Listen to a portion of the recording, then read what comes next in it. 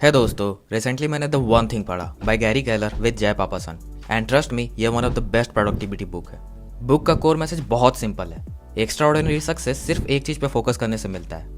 आप किसी भी सक्सेसफुल आदमी को देख लो, सभी को सक्सेस सिर्फ एक चीज की वजह से मिला है।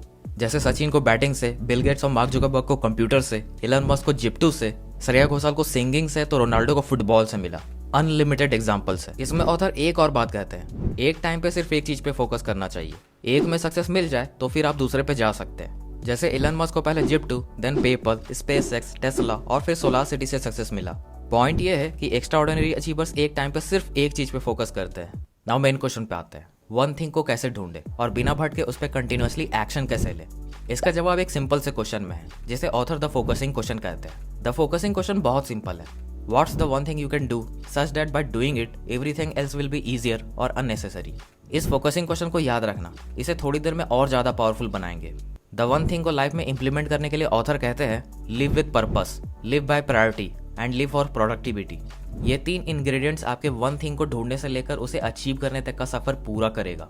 Live with purpose. पर्पस आपका बिग वन थिंग है, जिसे आप लाइफ में अचीव करना चाहते हैं, जो आप बनना चाहते हैं। जैसे सचिन के लिए क्रिकेट है और सैम अल्टमैन के लिए एआई। अपना पर्पस ढूंढने के लिए आप खुद से पूछो कि वो क्या एक चीज है जो आपको एक्साइट करता है, जिसके लिए आप रोज सुबह उठते हैं, थके हारे होने के बाद भी आप उस पर एक्शन लेते हैं। वही आपके लाइफ का पर्पस है, वही आपका बिग वाई है। बहुत सारे लोग मानते हैं कि उनके लाइफ का पर्पस हैप्पीनेस है, बट लोग हैप्पीनेस को समझते नहीं है। लोग अक्सर हैप्पीनेस को मटेरियल से जोड़ देते हैं। चलिए इसे एक छोटी सी कहानी से समझते हैं। एक राजा अपने महल से बाहर आया तो एक भिखारी को देखा। देन उसने भिखारी से पूछा, तुम्हें क्या चाहिए? भिखारी ने कहा, आप तो ऐसे कह रहे हैं जैसे आप मेरा सारा डिजायर पूरा कर सकते हैं। राजा ने कहा, बेशक कर सकता हूँ, बताओ क्या है। भिखारी ने वार्निंग दिया, प्रॉमिस करने से पहले 2 बार सोच लो। दरअसल वो भिखारी आम भिखारी नहीं था, वो पिछले लाइफ में राजा का मास्टर था और उसने वादा किया था कि वो नेक्स्ट लाइफ में आकर उसे लेसन सिखाएगा जो वो इस लाइफ में नहीं सिखा पाया था। लेकिन राजा उसे नहीं पहचान पाया और उसे कहा, मैं तुम्हारी सारी ख्वाहिशें पूरी कर सकता हूँ, मैं बहुत पावरफुल किंग हूँ। तो भिखारी ने बताया, बहुत सिंपल डिजायर है, बस मेरे इस कटोरी को भर दो। फिर राजा ने मंत्री को ऑर्डर दिया, कटोरी को पैसे से भर दो। मंत्री ने वैसा ही किया, लेकिन उसने जैसे ही पैसा कटोरी में डाला सब गायब हो गया। सो उसने और पैसा डालता गया, बट जैसे ही डालता पैसा गायब हो जाता और भिखारी का कटोरी खाली ही रहता।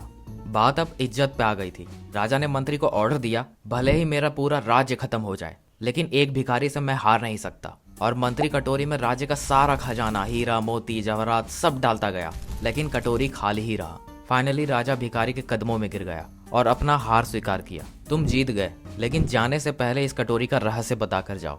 भिखारी ने जवाब दिया, कोई रहस्य नहीं है, बस ये कटोरी ह्यूमन डिजायर से बना है। और यही सबसे बड़ा चैलेंज है कि आपका पर्पस उस भिखारी की कटोरी के जैसा नहीं होना चाहिए, जिसका डिजायर कभी पूरा नहीं होता है। अमेरिकन साइकोलॉजिकल एसोसिएशन के past president doctor Martin Seligman मानते हैं कि हमारे हैप्पीनेस में 5 फैक्टर्स का कंट्रीब्यूशन होता है: positive emotions and pleasure, achievement, relationship, engagement and meaning. और इनमें से एंगेजमेंट और मीनिंग मोस्ट इंपॉर्टेंट है। आप जो भी करते हैं उसमें एंगेज हो जाना, जो आपके लाइफ को मीनिंगफुल बनाता हो, लाइफ लॉन्ग हैप्पीनेस पाने का श्योरेस्ट तरीका है। सिंपली कहे तो enjoy the journey, don't wait for the destination, live by priority. Now suppose करो कि आपका पर्पस डॉक्टर बनना है, या वर्ल्ड ट्रैवल करना है, या 1000 बुक्स रीड करना है, या फिर 500 सॉन्ग्स लिखना है, तो ये गोल आपका बिग वन थिंग है। इसे ऑथर समडे गोल कहते हैं। नाउ पर्पस आपका कंपास है जो आपको बताता है कि आपको कहाँ जाना है, बट प्रायोरिटी आपको बताता है कि उस गोल तक पहुंचने के लिए क्या करना है। नाउ समडे गोल को एक बड़ा सा डोमिनो समझो, जिसे आप एक दिन अचीव करना चाहते हैं। जैसे 1000 बुक्स पढ़ना या 500 सॉन्ग्स लिखना आपका समडे गोल है। नाउ इस डोमिनो का आगे आपको एक डोमिनो खड़ा करना है कि समडे गोल के बेस पे आप 5 साल में कितने बुक्स रीड करेंगे या कितने सॉन्ग्स लिखेंगे।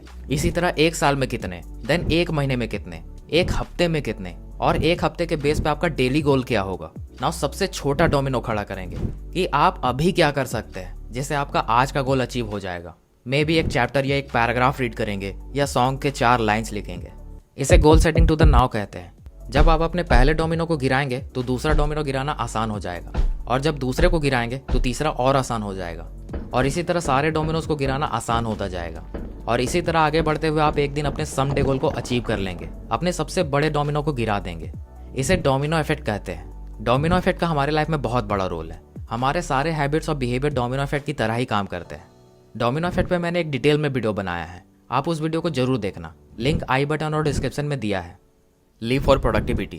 वैसे तो आप हमेशा कुछ ना कुछ करते ही रहते हैं, बट आप प्रोडक्टिव तब कहलाएंगे जब आप अपने प्रायोरिटी पे बिना किसी डिस्ट्रैक्शन के एक्शन लेंगे, और इसके लिए आपको बार बार फोकसिंग क्वेश्चन को रिपीट करते रहना है। What's the one thing I can do such that by doing it everything else will be easier or unnecessary? इस फोकसिंग क्वेश्चन को आप अपने गोल के बेस पे स्पेसिफिक बनाकर और ज्यादा पावरफुल बना सकते हैं। लाइक मेरे आज के गोल के बेस पे वो क्या एक चीज है जो मैं अभी कर सकता हूँ, ताकि मैं अपने इस हफ्ते, इस महीने, इस साल और 5 साल और समडे गोल के ट्रैक पे आगे बढ़ता रहूं। फोकसिंग क्वेश्चन इतना पावरफुल सिर्फ इसलिए है क्योंकि ये आपको बिग वन थिंग से भटकने नहीं देता है और आपका पूरा फोकस स्मॉल वन थिंग पे रखता है कि अभी क्या करें जो आपको बिग वन थिंग अचीव करने में हेल्प करेगा।